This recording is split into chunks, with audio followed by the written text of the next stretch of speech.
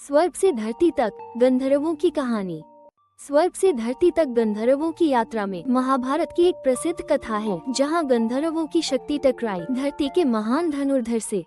एक चक्रा से पंचाल जाते समय पांडव और माता कुंती गंगा तट से गुजर रहे थे, जहां गंधर्वराज अंगारपर्ण ने अहंकारवश उन्हें रोक दिया। अर्जुन ने उसे चुनौती दी और अग्न्यास्त्र से पराजित कर उसे युधिष्ठिर के चरणों में ले आए। अंगारपर्ण की पत्नी ने युधिष्ठिर से उनके जीवन की दया मांगी। युधिष्ठिर ने अर्जुन को उसे छोड़ने का आदेश दिया। आभारी अंगारपर्ण पांडवों का मार्गदर्शक बन गए। उन्होंने अर्जुन को दिव्य घोड़े और चक्षुष विद्या, दूर की चीजें देखने की शक्ति दी। साथ ही पांडवों को ब्राह्मण धौम्य के पास जाने की सलाह दी और राजा बनने के लिए आध्यात्मिक मार्गदर्शन का महत्व समझाते हुए 3 कहानियां सुनाई।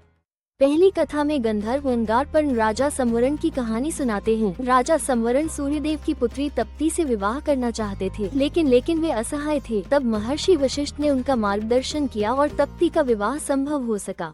दूसरी कथा महर्षि वशिष्ठ और राजा विश्वामित्र की थी। राजा विश्वामित्र बहुत शक्तिशाली राजा थे। उन्होंने वशिष्ठ की कामधेनु गाय नंदिनी को जबरन अपने साथ ले जाना चाहा, लेकिन वशिष्ठ के तप और ब्रह्म ज्ञान के सामने राजा की शक्ति टिक नहीं सकी। तीसरी कथा राजा कल्माशपाद की है। वशिष्ठ के पुत्र शक्ति के श्राप से राजा कल्माशपाद राक्षस बन गए। फिर भी महर्षि वशिष्ठ ने क्रोध नहीं किया। अपनी करुणा और धैर्य से उन्होंने राजा को श्राप से मुक्त किया। इन तीनों कथाओं के माध्यम से अंगारपर्ण पांडवों को समझाते हैं कि बिना ज्ञानी ब्राह्मण के मार्गदर्शन के कोई भी राजा सफल नहीं हो सकता। इसीलिए पांडव महर्षि धौम्य को अपना पुरोहित बनाते हैं।